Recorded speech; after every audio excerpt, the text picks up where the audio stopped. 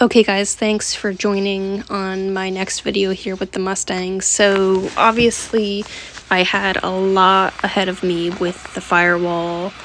One thing I didn't really show much on yet, the rear frame rails, but that was something I always knew. The driver's torque box. I had a lot going on before I could get this car back on the road, get it safe. So I needed to do a few smaller and random projects just to kind of get me mentally amped and prepared.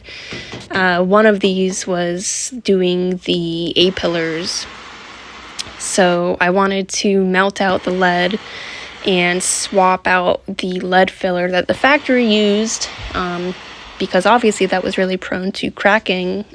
Mustang guys, you know, that's like the most common spot for these unibodies to flex and twist and crack and what have you. So I believe what I did was I took eighth of an inch steel plate, and once I stripped out all of that lead, I MIG welded it into that sort of squarish looking area, and then, you know, belt sanded the welds flat just to get it smooth, and then put a little bit of corrective filler over it.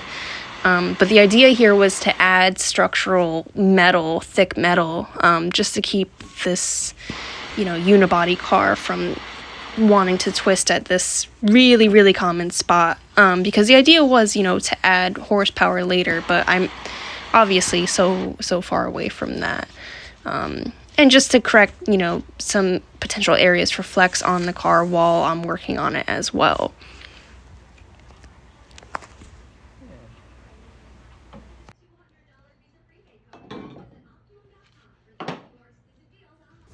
So while I was between metal projects and, you know, like I said, I wanted to do each metal section a step at a time because I didn't want to remove too much metal from the car and risk, you know, structural integrity of the car sitting in my garage over time.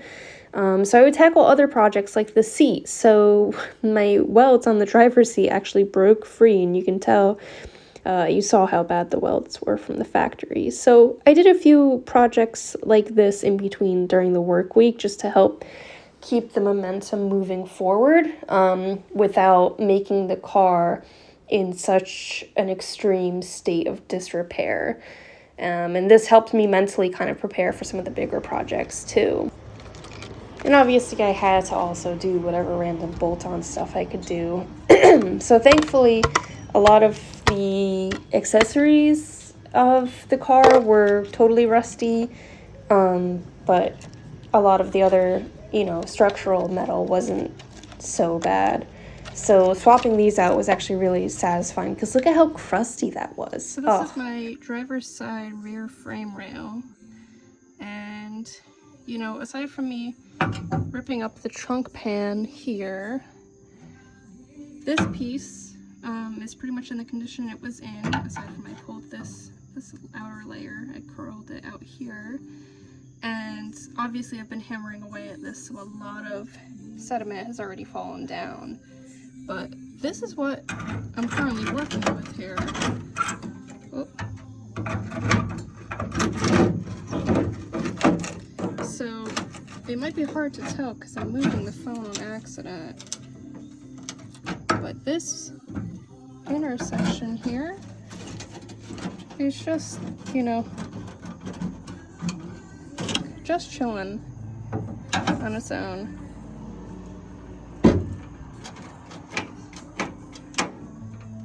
I mean, it's like completely, I don't know how this inner rail structuring works, but this like 4-inch piece is just, aside from the seized infused rust it built up around it, shoot, it's pretty much just floating in here. So yeah, love that.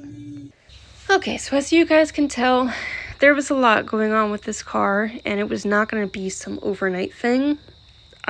Thinking back, you know, from start to finish of the rear, this probably took me, and granted, I wasn't working on this every weekend. I really try to be honest with you guys here and from the get-go. I want to create a documentary that is really honest. None of these photos are edited, they're not cropped. You could see how dirty the floor is and how much of a mess I am when I'm working on the cars. I'm okay with shedding light on that because, I don't want the idea of doing something like this to feel, unobtainable to, people my age and the younger generation. I think it's sad that there's not more of us working on cars like this because in some ways, they are a lot easier to work on than some newer stuff. And I think that a lot of, car enthusiasts that are at my age are kind of intimidated because, stuff can be difficult and it can be difficult to find resources for. And, I just don't want that to be the case. So a lot of this stuff is, not glamorous. And I just want to be transparent with that. And I also want to dive a little bit deeper into exactly how I went about this and how I was able to make this work.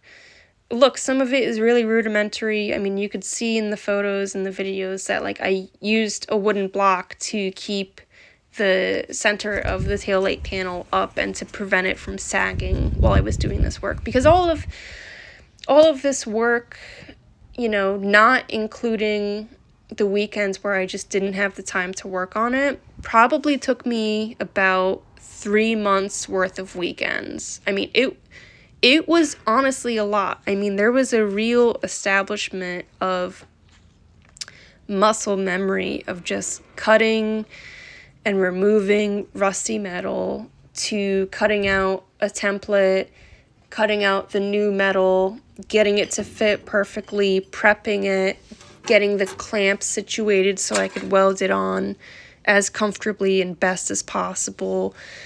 Maybe throwing some self-etching primer on or weld through primer before I weld it. I mean, there's a lot of steps to this, and I'm not going to try to sit here and downplay that for you guys. I mean, unfortunately, I can't express that through short, 15-minute videos, but just a few, I guess, spark notes on how I did this. Garage floors usually have a sloped pitch to them. Some floors, depending on who made the floor, are pitched entirely the whole way through. Some floors, they're pitched the last 3 feet. I don't know, it totally depends on who poured your floor. But the point is, check to see if your garage floor is level. From there, I jacked up the car in a lot of different places. I didn't want any of this moving. Another pointer to that, I kept the doors on. I made sure to keep them closed. And let's see, my rockers were completely intact. Floors were intact. Trans tunnel intact. Roof, sail panel. I mean, everything. I held off on doing any other rust work when I decided I was ready to tackle the rear, because I needed all of that other stuff to be structurally intact, and I wanted to keep all of that in a position where I knew it wouldn't go anywhere, because I knew it was going to take a long time for me to get all this work done. That being said, when I jacked up the car, I made sure to keep it level left to right, north to south. That took a little bit. It took a little bit of trial and error, putting the jacks in different places to get it perfect from side to side. But I did it. Another thing I did was I used a level a lot of the times to cross-reference and to instill another layer of confidence when it came time to start clamping in new metal and mocking it up.